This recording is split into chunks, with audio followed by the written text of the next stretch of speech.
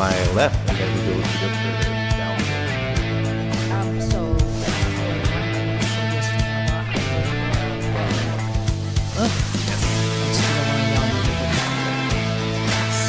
my name is Stoimenova, and I work for a company called PSL Service Group, and what we do is provide services to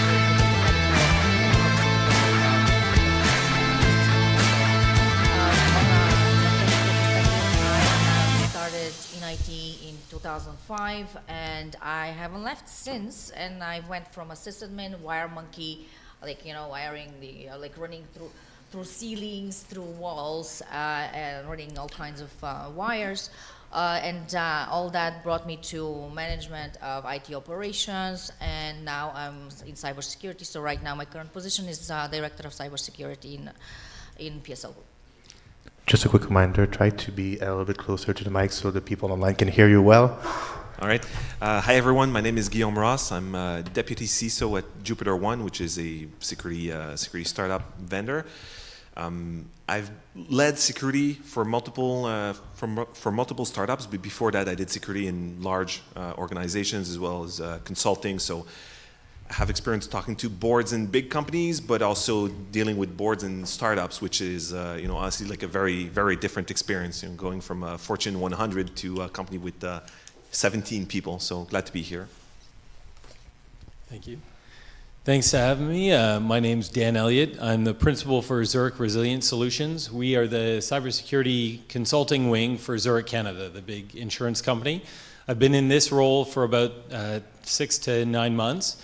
Prior to that, I spent 6 years with CISO, where I was an intelligence officer working in the space of both in risk and within our counterintelligence and cyberspace activities. So I spent about 15 years between law enforcement and intelligence, doing both live investigations and online. So I have dealt with things from the state side and then now over into the private sector, and really glad to be here. Thank you, Hal. Thank you for the intro. Since we have only one mic, if each time you wanted to speak up, just kind of make a little sign, and then we'll get the mic to you. Same thing, if you have any question, just wait at the end and wait until the mics come to you if you want additional question.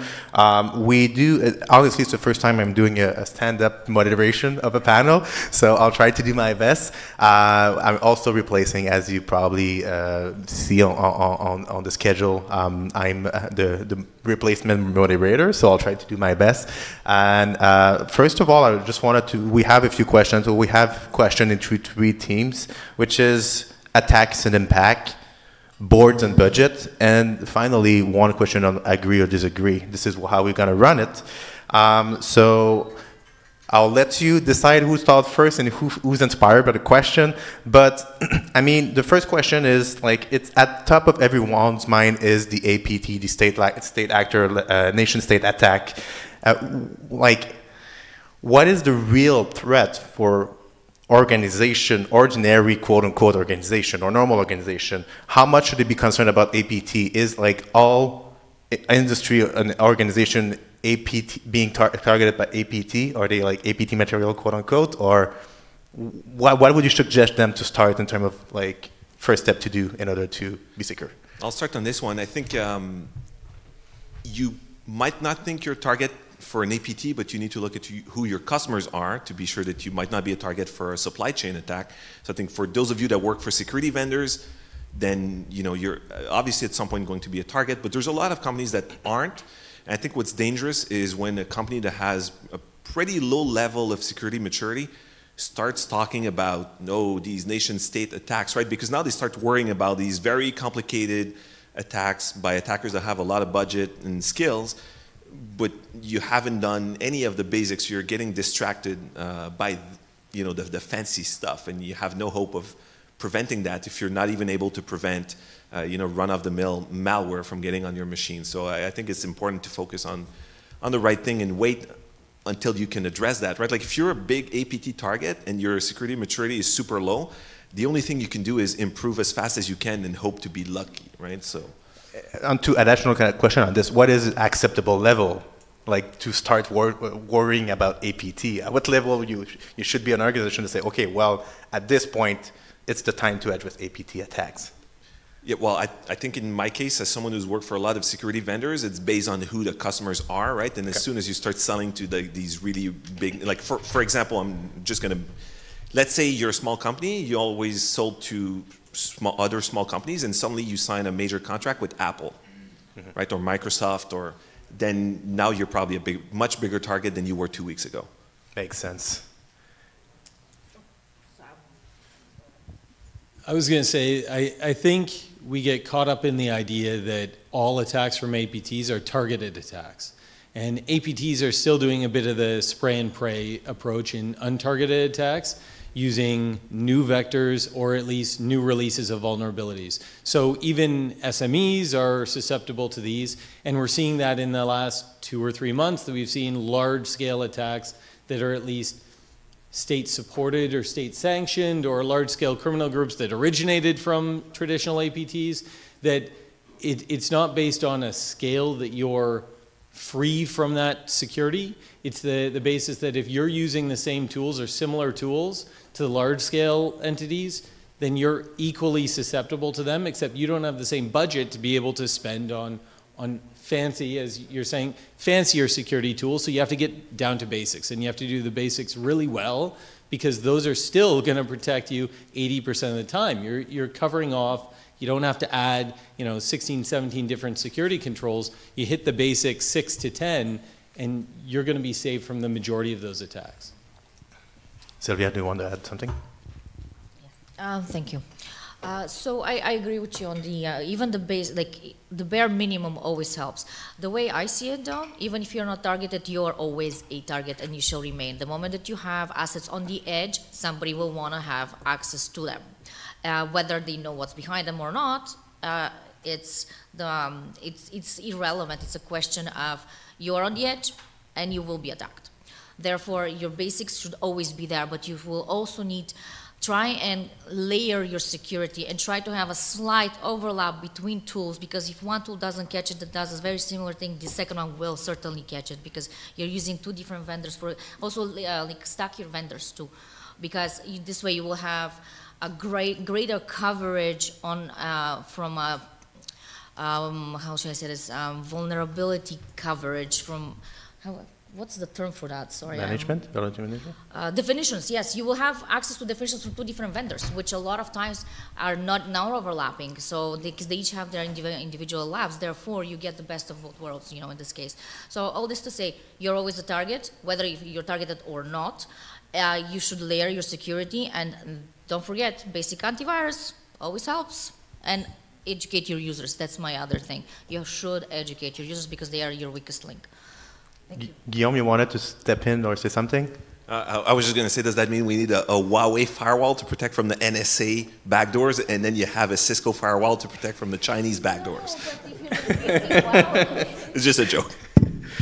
It's funny because we touch on like what is a minimum level of maturity in cybersecurity and what you should put in place. Have you seen a shift within the organization? We are like you're all representing product company in cybersecurity, which like from the client base to who you sell.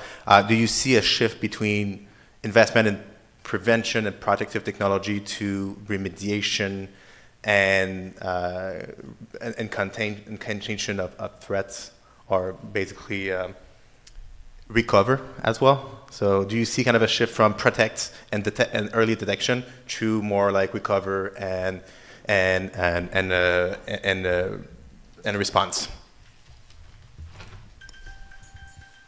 I think at least what I've seen over the last 6 months, and it's very different from what I saw, we'll say pre-COVID during that period. In the post-COVID or through COVID period, I think I saw the corporations, the entities that had a brush or got hit, all of a sudden found the wherewithal to put the CISO at the table or the IT director at the table and start to build a roadmap. What I was seeing beforehand was a lot more organizations that were throwing acronyms in place, but not necessarily building a roadmap so that they could understand how they're maturing and why they're building things in a certain order. So The remediation piece may be after they're getting hit, now they're building a long-term plan in order to get better and prevent the second time around. Whereas before, the prevention seemed to be, let me throw a couple of acronyms that I can get budget for at it and hope for the best in the small amount of budget I have. Are you seeing that the acronym that we're pitching as a basic of cybersecurity change, or is there any new acronym in that pool of like basic cybersecurity tools? Or well, I think the biggest surprise I had when I came over to the private sector was that there was still a debate over MFA, and that we were already on the, when we get into the state side, you're already starting to see that MFA is not perfect, and that's a whole different debate to discuss. But when we were already looking at the gaps in it, that there was still a debate as to whether you needed to push to that level. So I'll say that I don't think there's necessarily been a huge shift in the tools and the acronyms that need to be put in place initially, because a lot of organizations are still putting the basic tools in place that we've been talking about for the past 5 to 10 years. It's just the order in which they're using them and whether they're buying something and leaving it in a closet, or whether they're actually testing it and phasing it in so that it's properly managed. we'll come back. You bring us a few good points. I think MFA is definitely a subject we need to discuss as well during the panel. Guillaume, you want to add anything? No, I won't take the MFA bait, because that's definitely something I can argue about for a long time.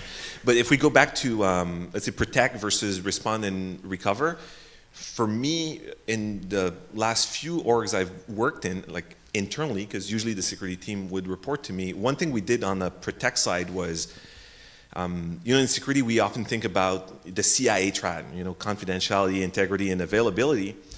For a lot of tech companies, they always think about the confidentiality of their source code, for example. But does that really matter? It's the integrity of the source code that matters for a lot of them.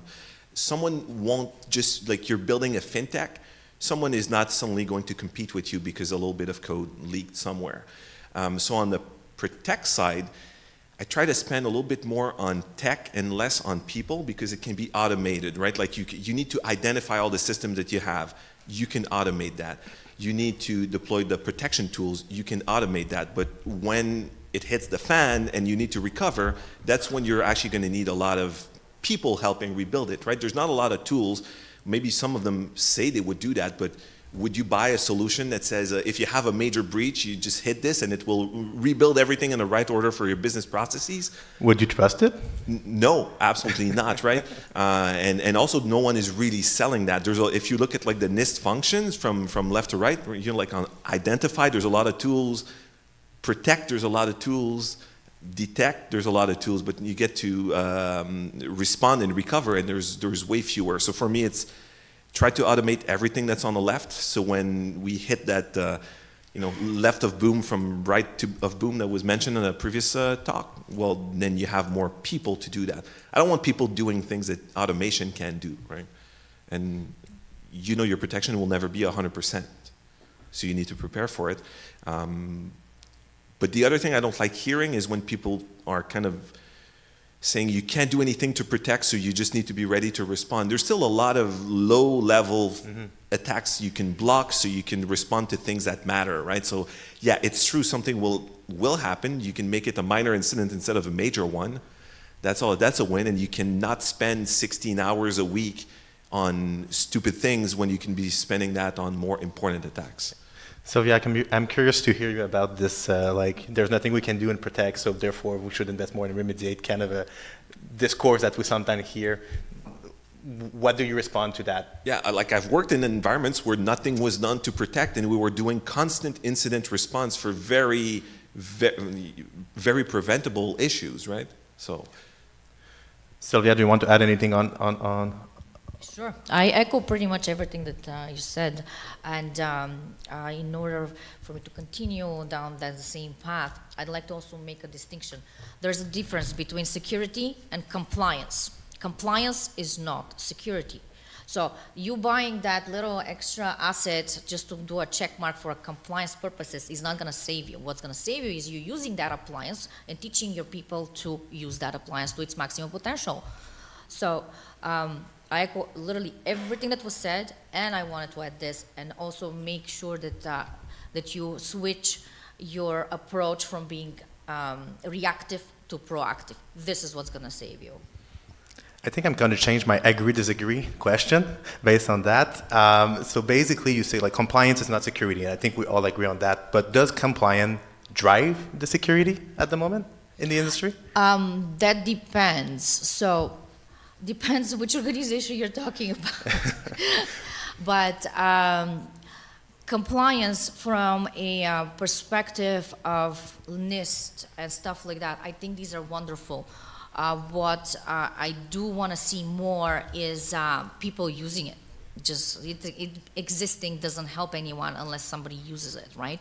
And what I like, what I am seeing here more and more is that the governments are getting involved in educating businesses now about compliances, not necessarily imposing it on them, but like like giving them hard suggestions on starting to work within those parameters. So, which is to improve, obviously, like if you improve your security and your risk is lower, and granted, you also fall within the compliance, and the compliances are there for a purpose, because they want to protect also your clients, in addition to your business yourself. But you also have to protect your clients. This is your responsibility as well as the government's responsibility, right? So this is why like there's more and more requirement on applying like ISO certifications, compliances, and so on and so forth. But all this to say, building your security layers so that you could switch from proactive to reactive should be your goal. You shouldn't be reacting. You shouldn't be, because once you're compromised, this is past the fact. That means that you have a hole that you need to fill. So why would you spend time on recovering if you can spend time on patching that hole? I would patch the hole before. Like obviously you have to bring your business back up, but your priority should be closing the gaps of like within your security layers, so which will make you proactive basically at the end of the day. Now I'm going to jump a little bit as well what's been said already about, like we discussed about compliance, and that made me think of third-party compliance. Absolutely. So would you recommend to like company to enforce compliance of the third party? Would does that really help the relationship and make the relationship more secure between the two parties, having compliance in place? Is it kind of a necessary burden that you have to have in place to make sure that everyone's kind of at the same level, or it's a false sentiment of cybersecurity? I think it depends on how immature you're starting from. So most compliance regimes are a race to the base level, and we're past there. I mean, if you're looking for security, you need to move past the base level of compliance, because it's a tick box exercise and then you move forward. It's very difficult to have, I mean, and working with all sizes of organizations, it's very difficult to have a meaningful discussion with vendor management and third-party risk when it comes to truly being able to assess other people's cybersecurity posture and what risk you're taking on when you're letting them in or when you're doing any sort of exchange with them. Compliance may be a starting point for that discussion, but if that's the ending point of the discussion, then you might as well not have it. Okay. And I think that's the problem that I have seen in some organizations, that they say, well, everybody I do work with, or everybody we've signed a contract with is ISO compliant. Well, who? I mean, that's a point in time, first of all, and second of all, who cares? Because you know, when you start layering on the security pieces to it, how many of those do they actually have, and how are they using them, and how are they configured, and how does that impact the people that are in their supply chain? So I think it's a great starting point because it opens that door for third-party risk or vendor compliance, but you need to move on to meaningful risk-based discussions about their cybersecurity program and yours, because you're basically walking hand in hand together into oblivion if one of you gets taken down badly. So. Absolutely, and you bring up a nice point, which is like it's compliance at one point in time.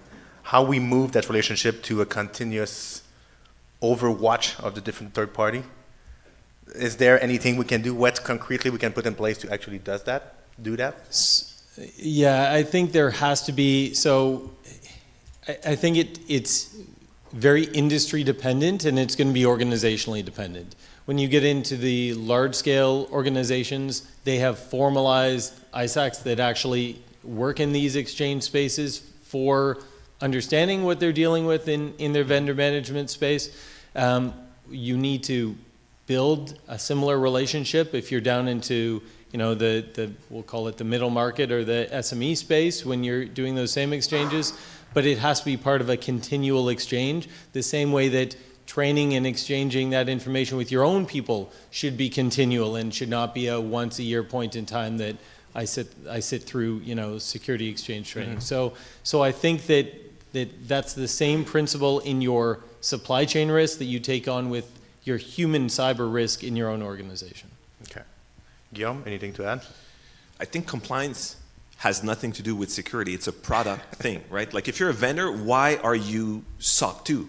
It's not to be more secure, it's to sell more of whatever you're selling, right? So that's a product requirement. It has nothing to do with security, but the one thing you can do is leverage the fact that the business needs it to do some security things properly, because then that'll help you check the boxes easier. And then I also think most vendor security review programs are completely useless because they consist of someone asking, you have a SOC 2, they don't necessarily even read it, and okay, we're gonna ask only 100 questions instead of 500, but maybe having a contract that said you will have, you know, FIDO U2F MFA on all external access would actually be more valuable than the 500 questions. So one way I found of looking to see if it's useful to do a vendor security review for a vendor is, well, first of all, do you think they have lower security maturity than you do, right? Because if you're a dentist with like 5 employees and you're trying to review the security of Google Workspace, I don't think that's going to be very useful. And then the other thing is, are your customers using these tools, right?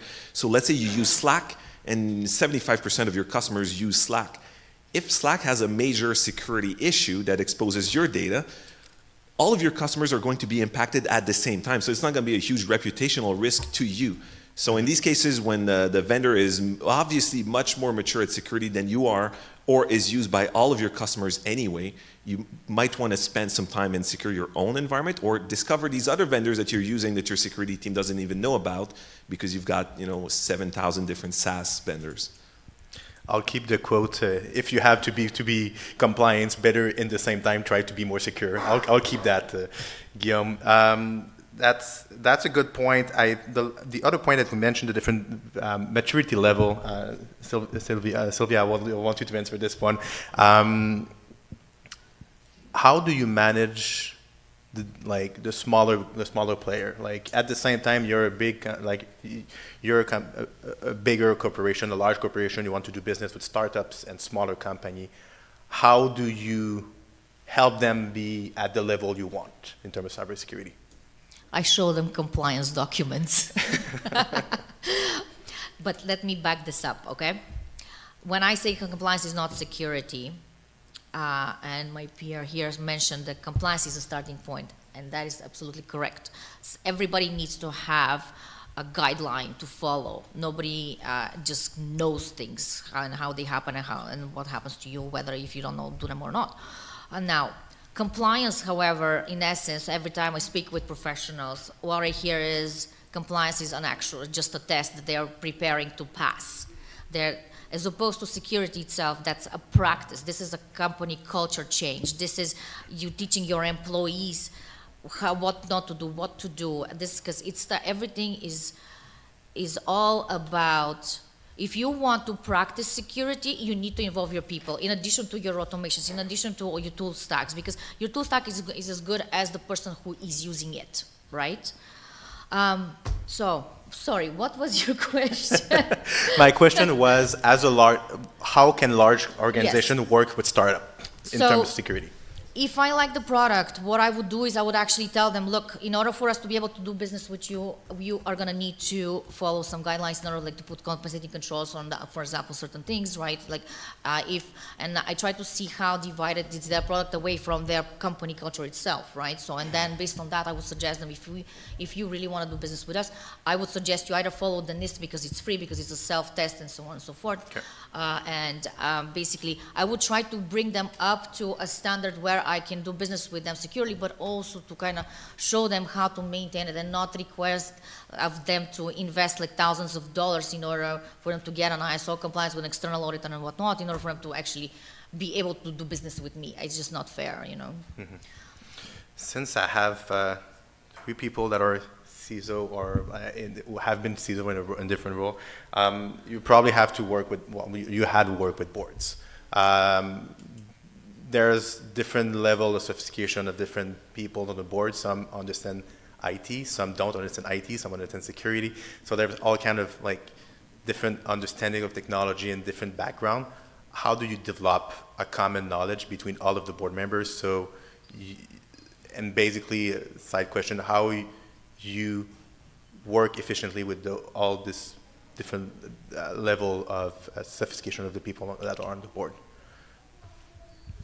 So I've worked in a lot of startups with smaller boards, right? So in large companies, sometimes you'll talk to a subcommittee of the board pretty regularly, then maybe you talk to the full board once a year. A smaller company with a smaller board, maybe quarterly to the board. I think the 2 things I found the most important is you get to understand the personalities of everyone that's there, right? And the things that matter to them, so you can explain yourself in a way that's going to be relevant to them. And you need to keep in mind that, like, sometimes like security teams feel like it's a us versus the world kind of thing. It's like, no, we want this to be secure. These other people don't care. Everyone wants the company to succeed, but guess what? People on the board have a ton of other issues to worry about, right?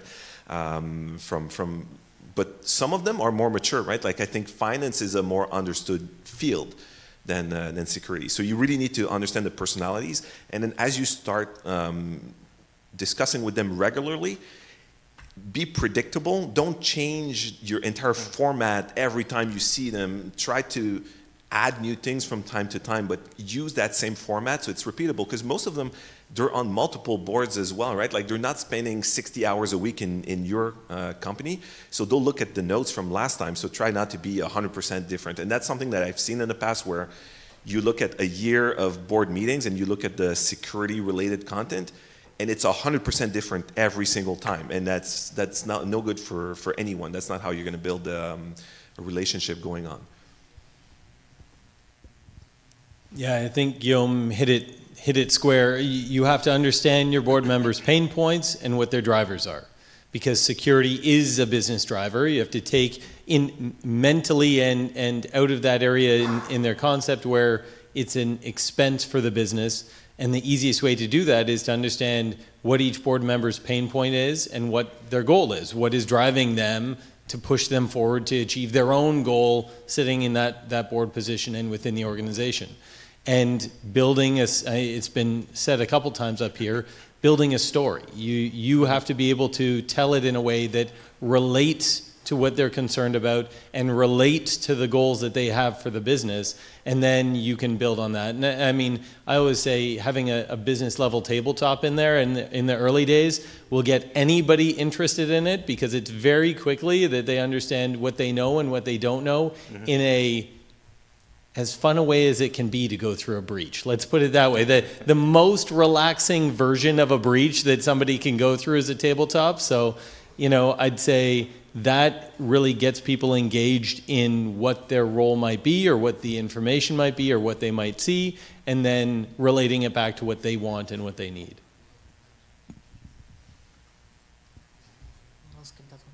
Okay, perfect. We talk about automation, we talk about MFA, we're talking to different things that I've said that will come forward. We're getting to the end of the panel. So my last question for you is, how do you see automation making the threat landscape evolve? Like, yes, for tools, like we'll use automation in the tools, but how do you see the threat landscape evolve with AI and automation as well? You mean automation on the attacker side? On the attacker side, yes. You know, it might just increase the volume of attacks. So before, when I said you should at least protect from the common stuff, so you can focus on the attacks that matter more, that's going to be even more important, because now if you're targeted 10 times as much, that's 10 times more noise, and now you're completely unable to make any improvements because you're spending 100% of your time just responding to the chaos. I think from a social engineering point of view, I think especially here in Quebec, we're used to, like, French phishing always sucks. Like, it's terrible. It's so bad. It's definitely going to improve now that it's really easy to generate text in these different languages. But I think we need to leverage automation internally as much. Everyone complains, oh, I can't hire enough people, I need more people, blah, blah, blah. And we're still doing a lot of manual stuff that can be automated. So if what happens is the attackers, they're running it like a business too, right? Like, but they just have a different business process that makes them profit. If they automate everything and you don't automate anything, then it's going to be extremely uneven, right? It's going to be a asymmetric war, and you just have to leverage the same tools that they do, right? Like, every tool can be used for good or bad, right? Like, so it's the same story as ever, but it's just going to be accelerating.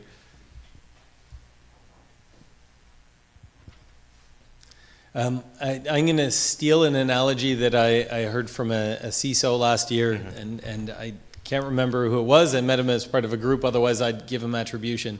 But he said that he described to his board his role was not to avoid fender benders.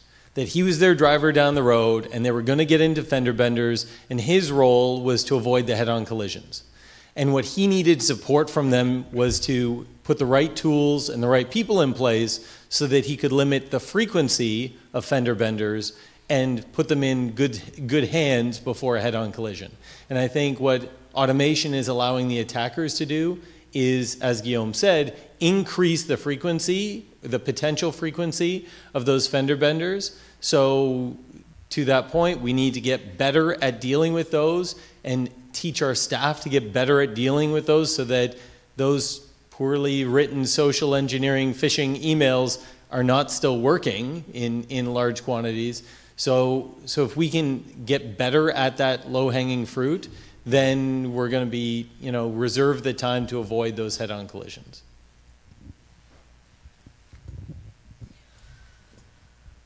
Head-on collision, that sounds painful, to be honest. So from a perspective of, yes, so I definitely echo what you said. You need to teach your staff. I keep going back to that. Like, knowledge is power, honestly. And again, like, when you do security, do it for the security's sake, not for the compliance sake. And that alone will increase your chances to survive and not be breached. And let's face it, it's not a question of whether you're going to be attacked. It's a question of when you will be attacked and whether you're going to sustain it and whether you will survive it and what will be the damage out of it and how fast you're going to recover of it. So if you are able to answer all of these questions, you're in a very good position. A lot of companies still to this day can't even answer 50% of all of this. So if you can do 50, that's your beginning, but you need to get to at least 90 in order for you to be in a good shape. Attackers, yes, they do leverage exactly the same tools as we do. Automation, like they use machine learning, they use AI, they use everything that we have. Every tool that was ever created for good purposes was reused in a malicious way. So what you have, they have. It's a question of how much better do you use your tool against them, which they would use the same. Like, it's always knowledge. Knowledge is power. That's all I can say. So I'll leave you with those words. If you can learn something, don't walk away from it. Just do it. Perfect. Thank you very much. Do you have a final word before we jump to the question of the audience? Yeah, I think as security people, we're still trying to secure things the old way, and instead of always focusing on that CIA triad, we should focus on making systems more distributed, immutable, and ephemeral. Right? So we're always afraid of, like, oh, cloud, that's going to be a disaster, mobile, that's going to be a disaster, AI, that's going to be a disaster. But there's a lot of benefits that come with all of that, and we should leverage those more and early on. So just as an example, I know there's a lot of people working in big companies here that are stuck with Active Directory and servers and all of that stuff. imagine how much easier it is to protect a container that's immutable and that's going to live for a few hours and that's going to get shut down than a Windows server that's going to be up for 4 years, right? You don't need to patch it. You can automate a lot more stuff. So let's think of ways to think about the DIE triad instead of the CIA triad all the time, right? Like it's not always about just confidentiality, integrity, and availability. Let's look at distributed, immutable, and ephemeral. Thank you very much. I like that. I'm going to steal that another time. But I mean, the one thing I guess to go to another area that we brought up earlier is, and I've found a lot of security teams are reticent to do it, but meet the business leaders where they are. And it's unfortunate that, you know, boards and C-suites aren't as security aware as they are financially aware, but that's kind of, you know, we can spend all our time complaining about that being the problem, or we can become more business aware to be able to drive our programs better and faster and get more results. So I'd say that's been the biggest differentiator, is that the InfoSec leaders who are good at speaking in terms of risk and business drivers are the ones who are getting the funding for their programs, because they're able to explain it in business terms of how it's going to make the business better and increase revenues. Show value.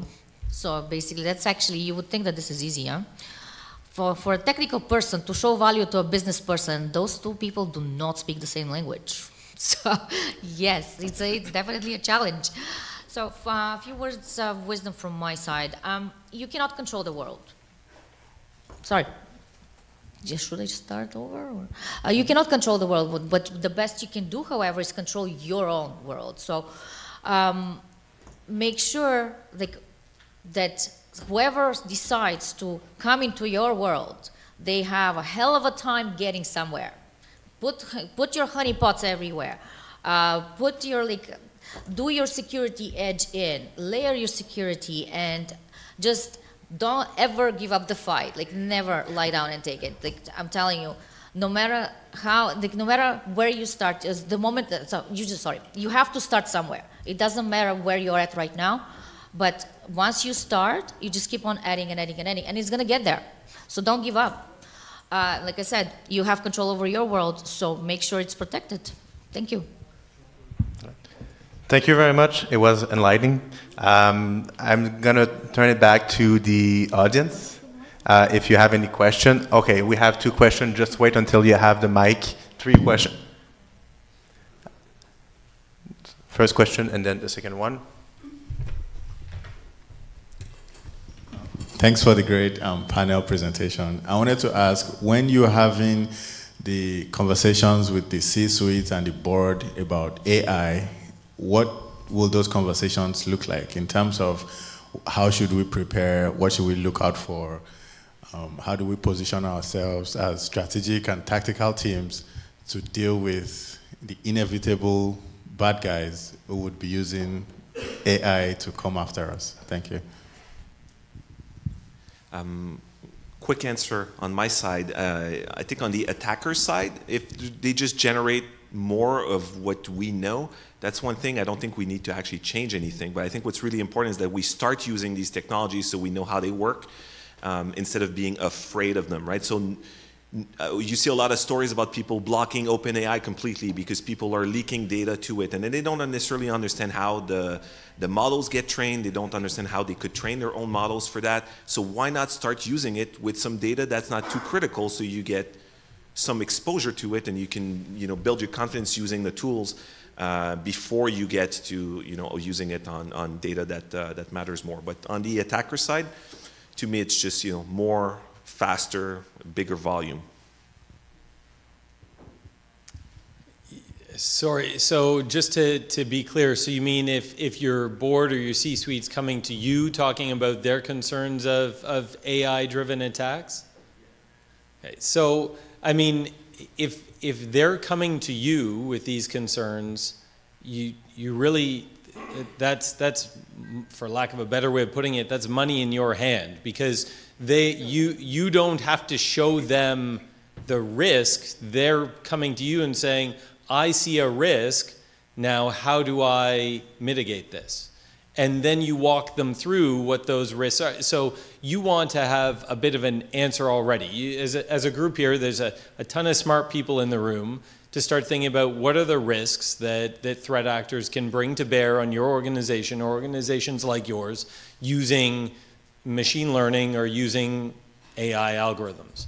So once you have an understanding of that, and most people have some understanding of that, then you start to think of the mitigation tools and the mitigation techniques you can put in place or you could be using in your organization to address that. So when they come to you and you no longer have to present to them a risk, they're giving you a risk and you say, well, hey, you know, these things, these programs and these tools that I've been trying to put in place, these will help get us out in front of these risks, and they will also help with these other areas that I've been trying to address. So I think it's if they come to you with a risk, you're not starting from zero. You're actually starting a few floors up already because they're doing half the work for you.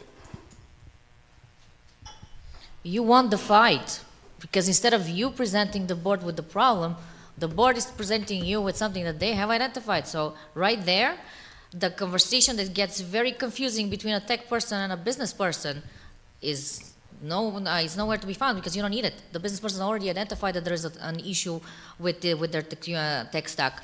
So use it to your advantage, get the right tools in place, learn to use those tools, and put them in practice. And that's it. And keep coming back for more. Keep asking for more. Did we have another question? We had another question there, and then after at the, okay, at the end.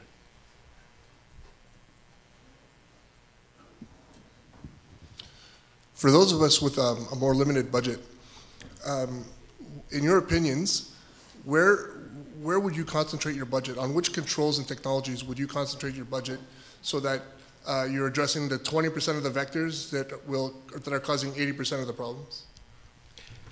What type of company? Just like what vertical? What type of company? Like a small business? Or?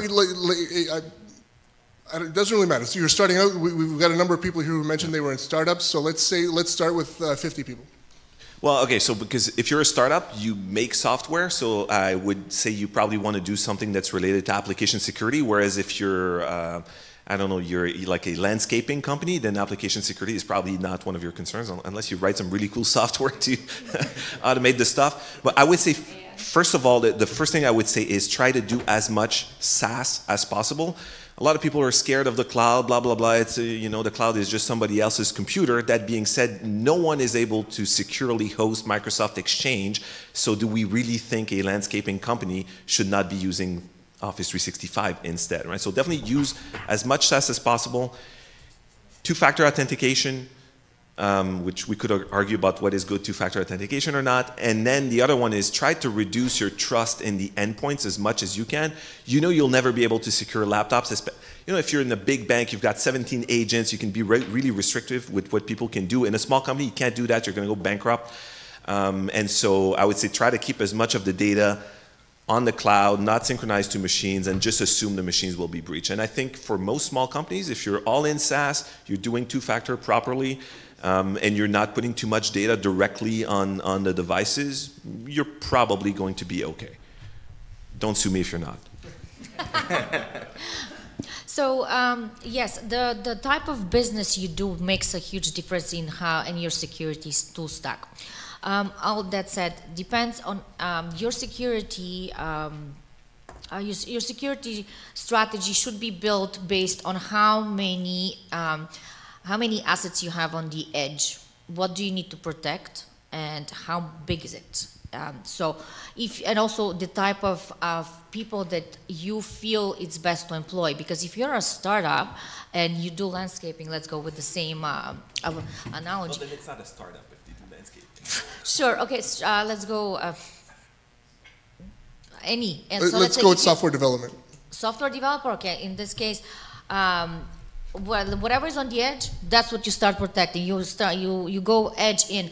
For a startup company, what I suggest is like really look through GitHub. There's a lot of good tools that are open source based that are really, really good. Like if you have websites, for example, do your DAS, do your SaaS. Don't skip on that. And you don't need to have a vendor subscription in order for you to actually catch even 90% of the vulnerabilities out there. You know, so just as basically your strategy should be, what do I want to protect? You build your strategy based on what you want to protect, how many of this is it, how many people do I have in my staff, do I want to hire the person with, let's say, a security, dedicated to security? If the answer to that is no, if you don't have a big tech staff and you want to only focus on developing what you like, then I suggest you outsource that particular, like security specifically. Do security as a software, you know, like as a SaaS. Like don't run your own XDR, don't do your own prem, do SaaS. For software development specifically, I would recommend check out the tools that OSSF has. They have tools like the scorecard, for example, that will check that all your GitHub repositories are configured with securely. And there's also a bunch of open source tools that can help you with that. That honestly, some of them I find they work better than the commercial stuff. So it's not even a use this because it's cheaper, use it because it's better. And if you look on the JupiterOne GitHub, we have a tool called Peril. And what it does is it evaluates the risk of every GitHub commit you push, right? So you can set some rules really early on saying like, okay, any commit that has a score of over 100, I'm going to block. And it's going to check that, is this a developer that's been here for a while or a new developer that's more risky? Does that person sign their commits with a GPG key or not? That adds to the risk. And I think if you're doing software development, actually you've got so many good free tools, and we can talk about that after. I can give you like a list of ones that I've successfully used for sure. You covered it really well. Perfect. Yeah. Thank you very much. Unfortunately, I think we are out of time. So the panelists will be available if you have any additional questions. I encourage you to come forward and speak to them directly. Thank you very much. Thank you.